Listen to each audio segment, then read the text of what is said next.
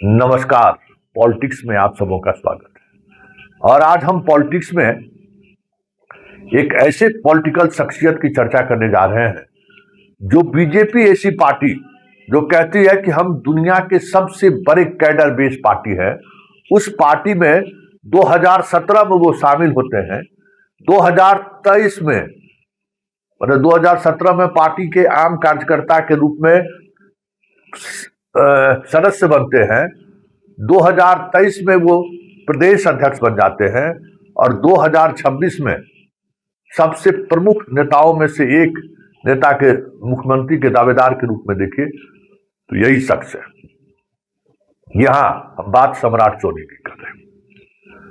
वो सम्राट चौधरी जो आज तक संघ क्या होता है, संघ का शाखा क्या होता है, संघ का स्वयंसेवक क्या होता है, विद्यार्थी परिषद क्या होता है, मतलब संघ के किसी अनुषांगिक संगठन से कोई दूर दूर तक वास्ता नहीं रहा।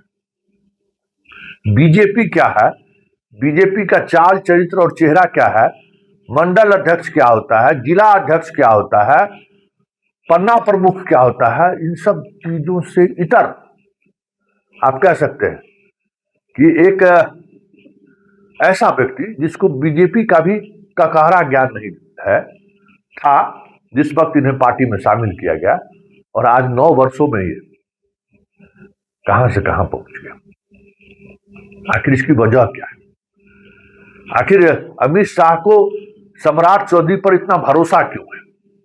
क्यों सम्राट चौधरी पर उन्होंने सारा दाव लगा दिया? एक ऐसा व्यक्ति, ऐसा पॉलिटिकल व्यक्ति जो बिहार की राजनीति में तमाम दलों का सदस्य रह चुका है, कांग्रेस को छोड़ दीजिए, आरजेडी में रहे हुए लंबे अंतराल तक वो आरजेडी में रहे, पहली बार विधायक बने, फिर जदयू के विधायक बने, फिर विधान परिषद बने, फिर हम के साथ गए, हमसे निकलकर फिर आए बीजेपी में। आखिर क्या दिखा अमित शाह को? ऐसी क्या खासियत है सम्राट चौधरी में कि इनको अपने पार्टी में शामिल ही नहीं किया, संगठन में भी सर्वोच्च पद पर बिठाया? कुछ तो बात रही होगी। आखिर क्या है वो बात? आज हम पॉलिटिक्स में यही डिकोड करने जा रहे हैं। तो एक घटना का हम जिक्र कर देते हैं, उस घटना से बहुत सारी चीजें आप समझ जाएंगे। जिस दौर में अमित शाह तारी पार थे, दर दर भटक रहे थे, गुजरात एटीएस इनके पीछे पड़ी हुई थी, सीबीआई का जांच चल रहा था, उस वक्त ये सुशील मोदी से मिलने आए थे। बिहार में एनडीए की सरकार थी। कहा जाता है कि पूरे दिन सुशील मोदी अपने दफ्तर के बाहर इनको बिठाए रखे और शाम में निकलते वक्त इनसे मिले और सिर्फ इतना ही कहा कि इस तरीके की पैरवी मैं नहीं करता हूं। शाह निराश होकर लौट गए। 2014 में मोदी की सरकार बनी और शाह रातों रात खलनायक से नायक बन गए। उस वक्त से सुशील मोदी, शाह और मोदी दोनों के निशाने पर थे, लेकिन अवसर नहीं मिल रहा था। और बिहार में मोदी और नीतीश की जोड़ी ऐसी जोड़ी थी कि उसको तोड़ना मुश्किल था, लेकिन बदला तो लेना था। आज जिस मुकाम पर शाह हैं, और तो स्वाभाविक बनता है ना कि जो उनके साथ जिस तरीके का व्यवहार किया, उस व्यवहार का जवाब वो दे सके। तो व्यवहार का जवाब तलाशने लगे, कैसे सुशील मोदी को दरकिनार किया जाए। इस दौरान मतलब 2014 से लेके 2020 तक काफी प्रयोग उन्होंने किया बिहार में, लेकिन सुशील मोदी को वो कमजोर नहीं कर पा रहे थे। 20 में जो साजिश हुई सबको पता है ही, चिराग फैक्टर हुआ, नीतीश कमजोर हुए। तो पहला शर्त शाह का यही था कि सुशील मोदी बिहार की सरकार में नहीं रहेंगे। उनको राज्यसभा सदस्य बनाकर भेज दिया गया। फिर भी बिहार बीजेपी सुशील मोदी के छाया से बाहर नहीं हो पा रहा था। शाह सहज नहीं थे कि बिहार से बाहर करने के बावजूद भी जिस पर शाह ने दाव लगाया, वो चाहे वो नित्यानंद राय हो, संजय जायसवाल हो, जिनको भी उन्होंने अध्यक्ष बनाया, कोई सुशील मोदी को नजरअंदाज नहीं कर पाया। तो उन्होंने एक ऐसा शख्स को खोजा जो बातचीत के तरीके में, जिसमें एक अलग तरीके का अहंकार कहें या फिर अपना एक तरीका है दबंगई का, निकाल लाए। तो सुशील मोदी को सार्वजनिक तौर पर पार्टी के अंदर भी और पार्टी के बाहर भी अपमानित कौन कर सकता है, तो दाव सम्राट पर खेला गया। और मुझे एक घटना याद है, मैं उस घटने का प्रत्यक्षदर्शी हूं। सम्राट चौधरी बैठे हुए थे, पूरा भाई ऊंचा लंबे तगड़े हैं तो थोड़ा पैर फैला के बैठे हुए थे। सुशील मोदी जी पार्टी दफ्तर में हमसे मिल गए, कहे संतोष जी चलिए। हम दोनों आदमी चल दिए। प्रदेश अध्यक्ष अपनी कुर्सी पर बैठे हुए थे, उठे तक नहीं, देखे तक नहीं। और वो अंदर एक कमरा है छोटा सा, वहां जाकर हम लोग बैठे। सुशील मोदी जी से कुछ देर बात हुई, और जब सुशील मोदी जी निकलने लगे तो एक कर्सी में जो प्रणाम भी होता है, उस तरीके का भी कर्सी देखने को नहीं मिला।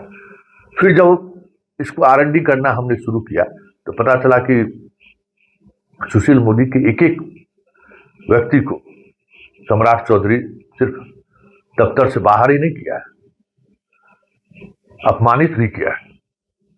और उसके बाद सुशील मोदी पार्टी दफ्तर आना कम कर दिया। मतलब अमित शाह की जो इच्छा थी, उसके पहले दुश्मन नंबर 1 को उन्होंने ठिकाने पर लगाया। सुशील मोदी के एरा को खत्म कर दिया उन्होंने। तमाम संगठन में जितने भी लोग थे, सब लोगों को दरकिनार कर दिया। तब बारी आई नीतीश कुमार की, मुरेठा बांधे। और उसके बाद नीतीश कुमार के खिलाफ जो वो उन्होंने अभियान चलाया, दुश्मन नंबर 2, शाह का दुश्मन नंबर 2, धीरे धीरे धीरे धीरे बड़ी मजबूती के साथ उसने नीतीश कुमार को भी कदमों में झुका दिया। वो भी घटनाक्रम मुझे याद है, जब वो आरजेडी से छोड़कर बीजेपी के साथ सरकार बनाने की बात हुई थी।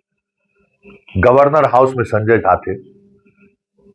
सम्राट चौधरी ने फोन करके कहा, ऐसे समर्थन नहीं मिलेगा, आपको बीजेपी दफ्तर में आकर हमसे बात करनी होगी और हमसे समर्थन पत्र लेना होगा। मतलब पहली बार किसी ने झुकाया नीतीश को। उसके बाद संजय झा गए बीजेपी के दफ्तर में और फिर उनसे समर्थन पत्र दिया। और इस बार चुनाव जीतने के बाद पहले से कोई तय नहीं था गृह मंत्रालय को, गृह विभाग को लेकर।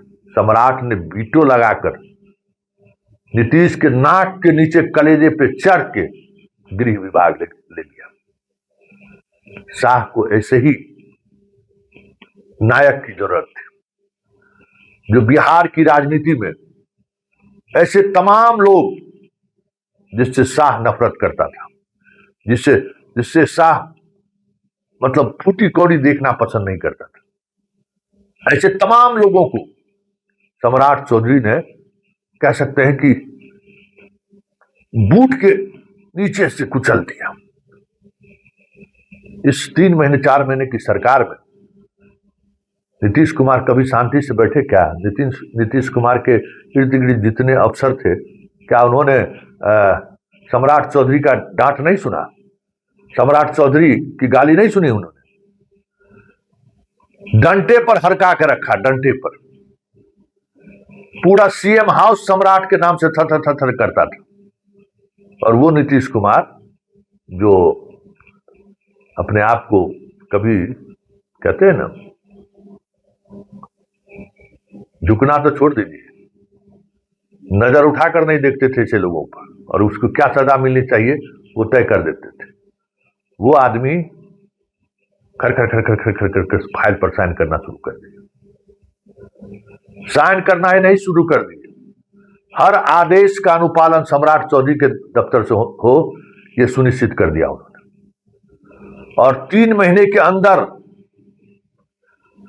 इतने बड़े बहुमत के बावजूद भी सम्राट चौधरी ने मजबूर कर दिया नीतीश को गद्दी छोड़ने के लिए। हालांकि जदयू ने जब मंत्रिमंडल का शपथ ग्रहण हुआ तो कुछ मंत्री का पद उन्होंने बचा लिया था। जब ये बात समझ में आई कि AIM कांग्रेस को ये लोग डोरा डाल रहे हैं, सम्राट ने रातों रात ऑपरेशन करके इस खेल को ही खत्म कर दिया, संभावनाएं को ही खत्म कर दिया। तो बिहार की राजनीति में एक ऐसा शख्सियत, एक ऐसा नेता जो शाह के उस दर्द को सिर्फ मलहम ही नहीं लगाया, उस बीमारी को खत्म कर दिया उसने, चाहे वो सुशील मोदी हो चाहे नीतीश कुमार हो। जिसने भी शाह पर नजर टेढ़ी की, उसको उस सम्राट ने उसका आंख निकाल लिया। इसलिए आज सम्राट शाह के दुलारे ही नहीं, आंख के तारे भी हैं। इसलिए सम्राट दुलारे ही नहीं, आंख के तारे भी हैं। सम्राट ने वो काम कर दिया जो काम बीजेपी के संस्कार में पले बढ़े नेता, संघ से आए नेता नहीं कर पाए। इसलिए अमित शाह ने सारी बाउंड्री को तोड़ दिया, ऐसे लोगों पर दाव लगा दिया जो हमेशा मोदी, संघ और बीजेपी को खुला खुला गाली देता रहा। क्यों? तो सामने सुशील मोदी से बदला लेना था, सुशील मोदी को जलील करना था, सुशील मोदी को अपमानित करना था, और इस पर 100% सम्राट चौधरी खड़े उतरे। दुश्मन नंबर 2 नीतीश कुमार बार बार पाला बदल देते थे। CBI ED से जब काम नहीं चला तो सम्राट से काम चल गया। सम्राट ने जिस तरीके से जलील किया नीतीश कुमार को, कमरे के अंदर बाहर भले गुणगान करते हो, तिल तिल कर मारा है नीतीश कुमार को। उसको कहते हैं ना कि जितना वो पिछले 2005 से लेकर 2024 तक जो कुछ भी उन्होंने किया, एक एक हिसाब का चुकता इन्होंने किया। सम्राट चौधरी ने विजय सिन्हा को किस बात का पुरस्कार मिला हुआ है? विजय सिन्हा जैसे लोगों को उप मुख्यमंत्री क्यों बनाकर रखी हुई है? उसकी भी वजह वही है कि सदन में उसने नीतीश कुमार को अपमानित किया, सदन में उन्होंने नीतीश कुमार को हैसियत बताने की कोशिश की। साहब खुश हो गए। संजय जायसवाल को क्यों महत्वपूर्ण जिम्मेवारी संसदीय समिति में दी गई? वो भी सरकार में रहते हुए हमला बोलता रहा, इसलिए वो भी आंख के दुलारे हैं, प्यारे हैं। विजय सिन्हा भी इसी वजह से है कि उसने नीतीश को सार्वजनिक तौर पर अपमानित किया। तो जिसने सुशील मोदी और नीतीश कुमार को अपमानित किया, शाह ने उसको पुरस्कार दिया। इसलिए तमाम विरोध के बावजूद भी सम्राट का मुख्यमंत्री तय है। यह इसलिए माना जाता है कि उन पर अमित शाह का बर्दाश्त प्राप्त है। साथ ही 2029 में जब मोदी के जाने की बारी होगी तो सम्राट चौधरी जैसे ही लोग ना उनके साथ खड़े होंगे, कंधे से कंधे मिलाकर। सम्राट चौधरी जैसे लोग अगर खड़े नहीं करेंगे, चाल चरित्र चेहरे वाले लोग आएंगे तो संघ का प्रभाव बढ़ेगा, एक अलग तरीके का दबाव बढ़ेगा, जिस दबाव को शाह झेल नहीं पाएंगे क्योंकि वो मोदी तो है नहीं। इसलिए हर प्रदेश में ऐसे लोगों को वो बिठाने की कोशिश कर रहे हैं जो बीजेपी और संघ के प्रति नहीं, शाह के प्रति जिम्मेवार है। ये है पॉलिटिक्स, और सम्राट उसी पॉलिटिक्स के उपज है। पहला सुशील मोदी को खत्म, नीतीश को खत्म, और तीसरा 2029 में जब सरकार बनेगी बीजेपी की तो कहीं से कोई आवाज नहीं उठनी चाहिए।